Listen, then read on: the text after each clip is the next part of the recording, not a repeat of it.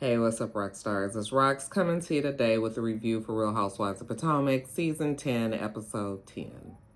So let's get to it, shall we?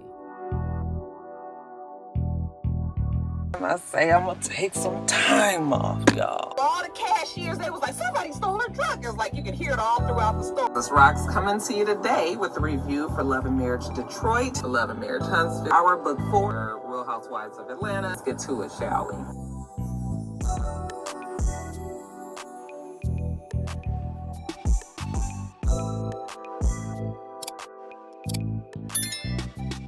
You guys, my big fat cat wants me to pick him up, and he's going to keep meowing if I don't pick him up. So he is also going to be in the video today. All these different changes, right? I decided to do my video tonight as soon as the show went off because I was so irritated with the show. I don't want to have to deal with it tomorrow. I don't want to have to put on makeup tomorrow. I don't want to do none of it. So I'm going to get this all done today. I might edit it tonight, but most likely I'll probably edit it in the morning. So it'll be up at some point Monday morning. But you guys, they get on my nerves so bad. Oh, they get on my nerves so bad. Anyway, let's get to the review. Let's start with Stacy. So Stacy is with her friend, and she's talking to her friend about how she's about to birth Shio to the world. She's real proud of her cannabis business. She says she is the first Black woman in the DC area to own a cannabis business. And this is her creating her legacy. Now, she's talking to her friend and she's telling him how, she wants to invite the group to her celebration of the opening of her business. However, she's not sure which of the girls are going to come. It's been quite a challenge for Stacy this season. I said, girl, to say the least. She's invited all of them heifers to her party. However, she's just not sure who's going to show up. Her friend was like, why? And she was like, because I'm always being accused of something. And he was like, something like what? She was like, well, right now the talk is that she's dating one of the girls' ex-husbands. And he's like, what? And she was like, yeah, and they all, seem to believe that's what she's doing, even though she's told them plenty of times that that is not true. The friend is like, and how do they know this? She tells him how Tia even tried to read her with her accent. And he was like, oh, you need to put your foot down and put everybody in their place. Listen, Stacy can do whatever she wants. Them girls don't even listen to Stacy. It's like goes in one ear and out the other. All they are intent on is just making her look like she's lying all the time. It's so tiring. That's been this whole fucking season. And so Stacy agrees, yes, you're right, enough is enough. Now, speaking of Tia, we see Tia at her real estate office and she's talking to some guy from Sotheby's. I'm not sure what they were discussing exactly, other than she's trying to build some team and he's helping her. Again, I'm not sure what the team is that she's building, but she starts to tell us about the life that she grew up having, that basically her parents had a lot of money. Her father was very successful in his business. However, her father, as they got older, he didn't make any smart investments. So all that money just dwindled away. So even though she lived in the lap of luxury when she was little, by the time she was big, grown, the money was gone. So she's learned some lessons from her dad, how not to make quite the same financial decisions for herself, I guess. Anyway, she starts talking about her relationship with Stacy and how it started off well, with Stacy, her and sat down when she first came to the show, I guess. They went to lunch together and had a pretty good time. And then Stacy invited her to come to see the daughter swim and to introduce her to Timu. But since then, things have gotten funny between the two of them. And I was like, yeah, Tia, because you're listening to all the chatter from the other ladies and you're letting it sway your opinion. Like you and Stacy, I honestly don't even know what you guys are even fighting about. But you intent on fighting with this girl. So Tia actually calls Stacy. And, because Stacy has invited her to her event. And Tia says that they need to talk because she's not quite sure where things went wrong with the two of them. The shit that happened at Jazelle's event the other day, though, that's not how she wants their relationship to go. So, she wants to talk to Stacy about it. And Stacy appreciates her calling her. And she agreed, yeah, we do need to figure out what's going on with the two of us because, I thought we was good. Stacy thought her and Tia was going to be good, but nope. Tia's being influenced. Tia says that honestly she's upset with Stacy. And I'm trying to figure out why exactly is Tia upset with Stacy? What is she upset about? When do you guys explain it to me? Because I'm telling you, I don't even feel like trying to figure it out. Anyway, after they finish their conversation, Stacy thanks her for calling her. They're going to sit down, they're going to figure it out. Maybe they'll be able to talk and try to straighten things out. Jumping over to Ashley. So we see Ashley out with her boyfriend, Josh. They're at a damn Dave and Buster's. It's probably not Dave and Buster's, but that's what it looks like. They're playing on the arcade games, and while they're playing, Ashley is telling us that she's been used to men with money. She's used to the swanky lifestyle. Even with Michael, things were just different. And so her being with Josh is just not what she's used to. Anyway, they go sit at the bar. And this is the time when Ashley is going to...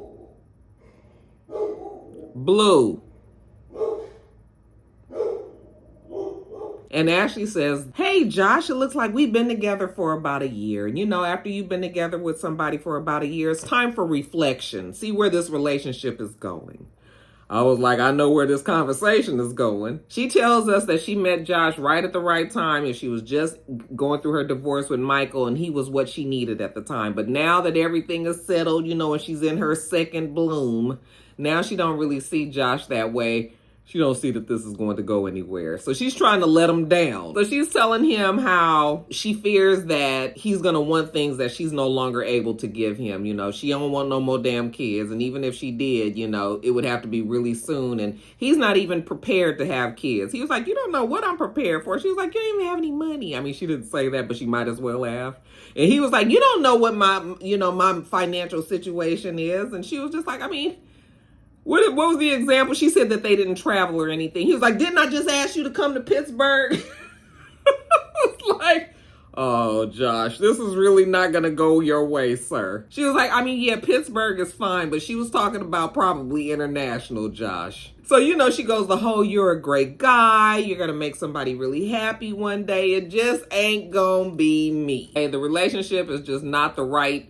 It's just not the right place for her to be. And he was just like, well, that's your prerogative. You can do what you want. I'm sure that you probably thought about it and if that's what you came up with, fine. Josh was just like, okay. I was just like, dang, Ashley, why you had to let this man down on TV? How embarrassing for him. You could have told that man that shit on the phone. Ashley tells us that she don't want to turn out like her mama. Okay, her mama over there dealing with this nigga that she been with for 20-something years. Okay, he an alcoholic. He don't contribute to nothing. All he doing is making everybody stressed out. So yeah, that's that on that. Okay, they leave Dave and Buster's. Later on, we see Ashley out with one of her younger sisters, and she says that, she's trying to be more involved with her sister. Her sister's about to go away to college and, Ashley is happy that she's able to help her, like her family has helped her in the past. Now she's in the position to be able to be a financial blessing to her sister, So they sit down and, Ashley tells her that her and Josh broke up and the sister's fine with her because the sister didn't seem to like Josh anyway. Ashley says that she wants to help and she's trying to figure out how she gonna bring up this subject of this child's daddy. And I was just like, this is so, I guess she probably had a conversation with her sister ahead of time so the sister wasn't blindsided and knowing that Ashley was going to ask about the father. And listen, I understand that this is her mother's husband and it bothers her and everything. But again, like, how long you going to be harping on this and going to everybody and saying how you don't think that the mom should be with him and, everybody to be against this man? As much as you might hate him, he is still with your mama, okay? This is still this girl's father. And for you to be bringing up the fact that he's an alcoholic and all that, it's one thing to do it with your mother. That's your mother. But for you to be talking about this with this girl, that is her father, okay? And she probably loves her father. And who wants to be talking about their father's alcohol problems on a television show? Like, bitch, this ain't my show. This your damn show. So she brings it up, and the sister doesn't say anything like that, but I'm feeling that way for the sister. The sister starts to cry because she's emotional about the whole thing. And I was just like, Ashley, I'm going to be here 100% for you. I know it's really hard, and the girl is just like basically saying that yes, that is her father, and that it's difficult for him to change who he is. No matter how much Ashley gonna be harping on it with everybody about that man. Girl, how many years you been talking about this shit? Ashley was like, everybody has their flaws, but I really just hope that he wants to be, better for himself, and she's got this real concerned look on her face. And again, I get it. You want better for your mom and everything, but at some point, you're going to have to stop talking about this man to every single body, because ain't nothing changing. He going to still be there with your mama. Okay, this is still this girl's father. Why don't you get out of their business? Oh, she just gets on my nerves. I cannot stand Ashley. I cannot stand Ashley. Jumping over to Kierna, child. Please tell me, why is it that Greg is at the damn jewelry store with Kierna's mother, and he's invited Angel as well? I said, nigga, are you ready to buy this woman a ring? Because why are we here? And then why are you at a place where they selling rings for millions of dollars and shit? Even the ones that they showed him for $125,000 and $180,000. Nigga, take your ass somewhere where you can get you a $30,000 ring and quit playing. Because you're not about to buy this girl no $200,000 ring. You could tell by the way he was looking. I'm getting ahead of myself, child. So anyway, he invites them on down there because he just want to look at rings, I guess, to get an idea. Angel was just like, oh, I'm so happy, that Greg has thought enough of me to invite me. I was like, girl, please. The mama looked like she kind of got an idea that this nigga full of shit, but she gonna just go on and play along and see if maybe she can pick out something nice for her daughter, just in case he might be serious. But we all know the Greg ain't serious. So after this lady done pulled all these rings out and put it on the damn... You're going to have to get up if you're going to do all that. You're going to have to get up if you're going to do... I don't care what you do with this tail. When he get irritated, he swing that tail real hard a whole bunch of times like that. He's getting irritated. Anyway, the man said he just wanted to see. He just wanted to get an idea, Angel was just like, she's just so happy that Kierna, she corrected the things and she moved out and she let him know that she was serious, that she wanted to get married. Okay. And that's why they're there today. I was like, Angel, that is not why you guys are there today, girl. But Angel's feeling good about it. Even glad to see that Kierna's mother is there, honey. Kierna's mother is just there just because. The look on her face is just like, child, they asked me to come down here, so I guess I'm coming. She don't even look like she believed Greg. So Angel is just like, the fact that Kay put her foot down, she hoped that it doesn't be... Oh my God, Simone, if you text me one more fucking time. Simone just got a record player and she's awful excited about it. She's telling us about her first album that she bought. And I'm just trying to get through this. Get down. I'm just trying to get through the fucking video. How about that? Bottom line, you guys, I can tell that Greg is full of shit. Okay, and if he is buying a ring, he will not be buying it from there. Now, let's jump over to Jazelle. So first we see Jazelle. She goes down to the car dealership, the Mercedes-Benz car dealership, because she's thinking about getting a new vehicle, a G-Wagon, actually, the electric version. I was like, that would be really nice. I would love to have a G-Wagon. I love those cars. Anyway, she's down there. She's talking to the salesman, and she tells him that she's invited her friend Wendy on along. Okay, so Wendy shows up there, and he was like, hey, Wendy, I love your nails. And Wendy was just like, oh, thank you. Wendy's trying to figure out who she can scheme and fraud and steal from so she can get her a G-Wagon too. Well, maybe not a G-Wagon. She don't want to copy like Stacy copies her. And Jazelle was just like, yeah, I'm glad you brought up Stacy because what's up with her? And Wendy was just like, listen, I think that Stacy just watches people and the things that she admires from different people, and then she wants to emulate that. So it's not a form of her trying to be shady or trying to do things better. It's just really the fact that she admires something, and so she wants to be just like that. So that's kind of how she copies. And Wendy tells Jazelle, it's like, you guys be all over that girl. Like, you guys will not give her a break. Jazelle was just like, yeah, because she feels like she's really sneaky, and she feels like she's a big fat liar. But Jazelle said she's going to take a step back, and she's going to let Stacy live. I said, well, I guess that means that Ashley's going to have to be the one now. So Wendy is like, good. Okay, so now they're about to take the G-Wagon for a test drive. So, Wendy and Jazelle are in the front seat, and they got the Mercedes-Benz dealer guy in the back seat, right? And so, of course, Jazelle is shooting down the street, driving crazy. And then Wendy's like, who drives like this? That man is back there smiling and everything, because I'm sure he understands, and everybody else does too. That, honey, if you tear up this car, you gonna buy this car.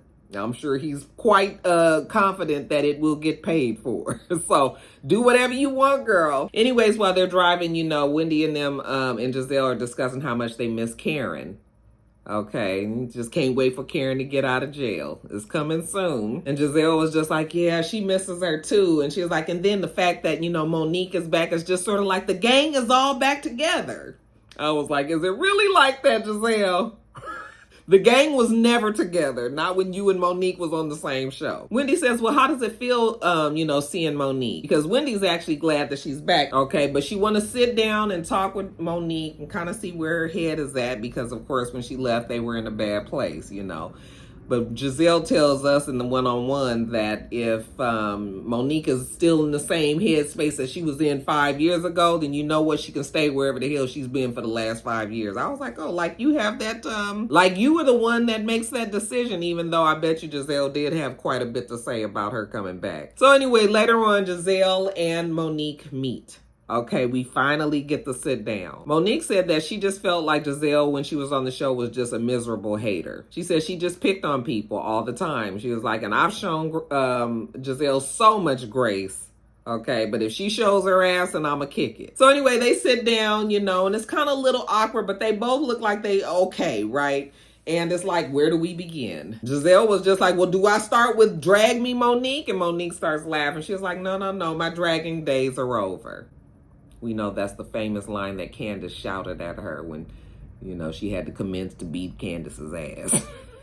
So, you know, they order their food and everything. Then we get down to business. So Mo'Nique says, yeah, so much has happened in 5 years. You know, she was like, I don't even really remember exactly what we were fighting about. And Jazelle was like, you don't? And she was like, not really. I mean, that shows how much I've healed. Let me just say, before I tell you guys what Mo'Nique said, I thought Mo'Nique was very gracious and very, very forgiving in this conversation, because the way that Mo'Nique was taking most of the blame, it didn't happen that way. I felt like Mo'Nique was just trying to make sure that, you know, everything was easy for the both of them. But really, Jazelle did not like Mo'Nique from the very minute that girl came on the show. And remember, Mo'Nique was a friend of Sharice's. She came on and Jazelle started up with her, oh, you have, you know, one house, you own a house? Or she was like, I own 3 of them or something like that, you know.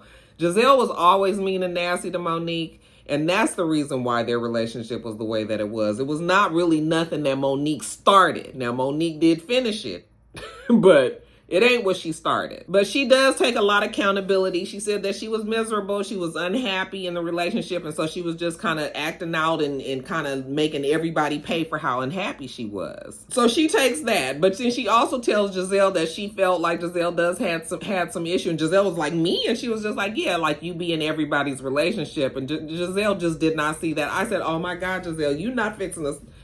How you acting like that ain't what you do?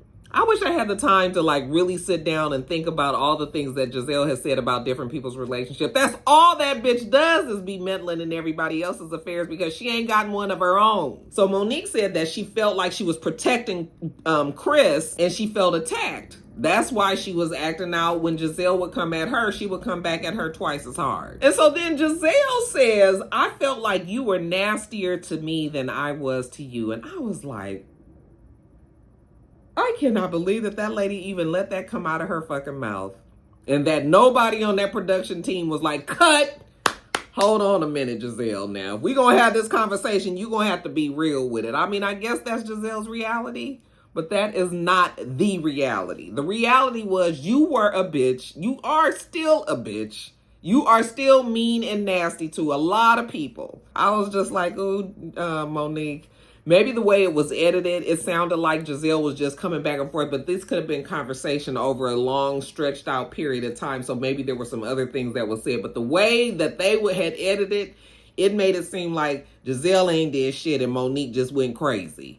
Totally not what it was. So, Mo'Nique, again, she takes accountability for what happened with Candace. She said that she hates that happened. That's not nothing that she ever wished would have happened. She felt bad about what she did. Actually, that whole situation is what triggered her spiritual journey to get her to this more peaceful place that she's in now. Jazelle said, well, she didn't understand what made Mo'Nique so crazy, so she just blamed everything on Chris. And I was just like, okay, Jazelle, if you want to rewrite history, then that's fine. But the people that's been watching this fucking show for 10 seasons know exactly what was what, and what you are saying is not what it was. So again, Mo'Nique said she was wrong and she owns it and everything, and they get up, and Jazelle was like, listen, in the future, if we have something, then let's just talk. I was like, well, that's something conventional. You can actually sit and talk to somebody without being shady, without being slick, without being mean, without being evil, without being messy, Jazelle. Yeah, we would like to see that as well. So anyway, they hug each other, and who would have ever thought we would have been able to have lunch together? Now let's jump over to the day of the Shio release. Now,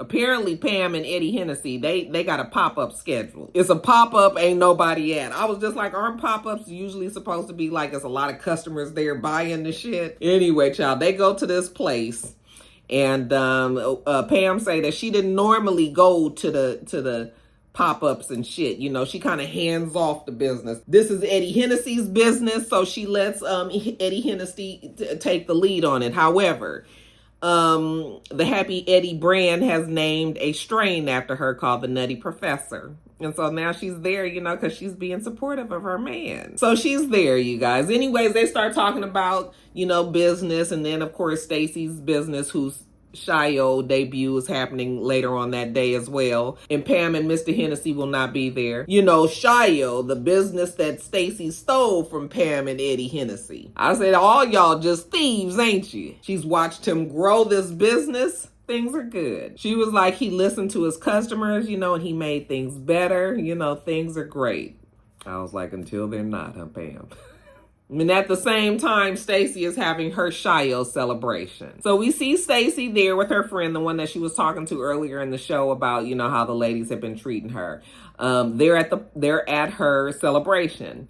The first person to get there is Jazzy. Jazzy is always, she looks like the type that's just always happy to be there. She's pretty much friends with everybody, supporting everybody, just does what she, Jazzy is probably going to be a housewife, and they can get rid of that old stupid ass Kay. I was so glad Kay was not really on this episode, child. It was a relief. So anyway, Stacy said the Shio was a dream, and this is something that the legacy that she's leaving for her daughter. She says that she has some really great partners, and so there's no way that she can't be successful. So after Jazzy gets there, then Tia gets there. And Tia says, you know what, she's just going to be supportive of her because she invited her, so she did show up. And then, later on, they can figure out what their issues are and see if they can move past them. But right now, she's just there as a supportive friend. Stacy tells us that Jazelle's not going to be there, which of course we did not expect her to be there. Of course, Wendy is not there. Ashley comes. And I was just like, honestly, I don't know why.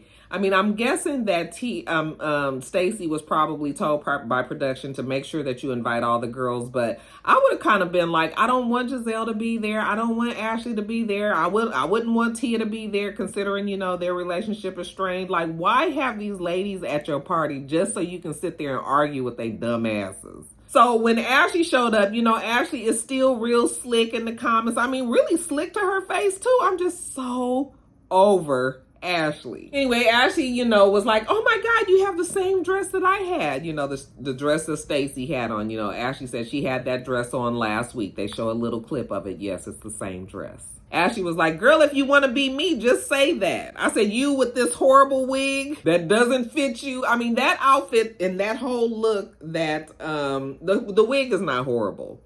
It just does not fit Ashley. Like, when I look at Ashley, I'm like, who are you? That is not the same Ashley that we met 10 seasons ago. Not even the same Ashley of 4 seasons ago. Okay, Ashley has made a whole change. I guess she's in her bad bitch era. So, Ashley was like, I can show up and be cordial, and be supportive, and Stacey was like, well, I appreciate that. But you know what, Ashley, I want to talk to you over here in private.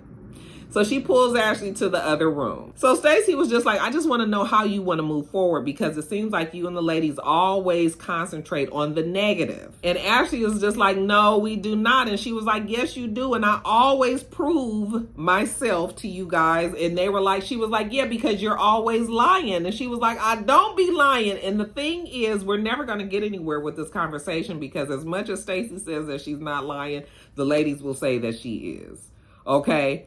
So even in this conversation, when Stacy was like, so can we continue to be okay and move forward and you not be negative and evil and mean? And at the same time, Ashley is telling her to stop lying, stop lying, stop lying. Bitch, who is the person that's saying that she lying? You guys have just decided that that's what this lady is doing, but you don't know that for a fact. I'm just like, oh, I'm so tired of it. They're over there, they're having this conversation, it's getting louder and louder. This is at Stacy's event. People are starting to stop and look like what's going on, and then Stacy's like, oh, you guys, I'm sorry. There's nothing over here to see. You know, continue having a good time at the celebration. But I was irritated because Stacy should not have given Ashley the time of day. And Ashley gonna say, as long as Stacy stops being a lying asshole, we can be friends. I was just like, ooh. Ooh. What also gets on my nerves is the way that Ashley is so condescending. Like, you know, Stacy, I always try to do them. Oh, she gets on my nerves. I'm just sick of them riding Stacy. So anyway, the ladies all sit down kind of in a little U shape and everything. And they're talking about, of course, Stacy lying. So now Stacy turns to Tia and was just like, Tia, I'm glad you came. And, you know, maybe we can try to figure out what's going on with us as well. Now, their issue was about Temu. Stacy, now I completely understood what Stacy was saying. Now, of course, when Stacy and Temu and Tia were together, and when Tia had invited her and she said that Temu was going out of town, okay, fine. But then, of course, when Tia and her husband sat down with Pam and Eddie, then that was when she found out that Temu was actually back in town and all. And Stacy was like, you know, I was talking to Pam and you back in the background yelling and screaming. And she was like, well, I was only yelling when you said that he was back, but you lied about it. And she was like, no. First of all, oh, I'm getting hot. It don't matter what I told you. What me and Pam and Eddie was talking about had nothing to do with you, and you should not even have been, you know, I understood what Stacy was saying. It was just like, girl, the reason why Temu didn't want to come is because of the shit that happened with Eddie, I guess, at the reunion last year, when Eddie must have said whatever he said about Temu. Now, Stacy should have probably just said that from the beginning. But it was like, why, Stacy, are you so mad about whether or not this girl is here? So, you know, Tia's trying to tell her how when she came into the group, she gave her the benefit of the doubt. I got to turn on the fan 1 second. All the while you're telling me that you needed me to have your back around these ladies. Stacy was like, I never said that. And Tia was like, yes, you did. So now we arguing, Tia and Stacy. And Tia can't get a word in edgewise. You know, she tells her to shut up. And Stacy was just like, oh, see, you see how this bitch is. You see how she's prim and proper, you know, but then when it gets gutted, then she gets gutted. She was like, I'm always prim and proper. And Stacy was just like, you know what, she ain't got to deal with this shit. So she was like, get out of my event, get out of here, you know. And Tia was like, honey, you ain't got to tell me but one time. So she gets up and, you know, she's telling everybody bye and she walks out. And I was just like, Tia, why exactly are you mad at Stacy? Because she didn't come to eat with you and Pam and Eddie Hennessy and your husband? I just wonder if these ladies are sitting back and watching the season now and just like, you know, I really was tripping, because you are tripping. So, you know, Tia leaves, and then I guess they get back to the celebration. But yeah, you guys, I'm just like, we really are going to talk about Stacy lying all season. All season. I mean, we are on episode 10. All right, you guys, that is it. I'm so glad this is done. I get a whole free Monday to myself. Well, I got to work, you guys. Anyway, I'm going to get on off of here. Make sure you thumbs up the video, comment, and subscribe to the channel if you haven't already. I'm Roxanne. The channel is itsrox. I hope I didn't have something in my tooth. I just had Chipotle, you guys. So give me a pass if it was there. Everything else I do will be in the bottom bar. All right. So I hope that you have a wonderful rest of your day. And I plan on doing the same. Till next time, Roxstars. Bye.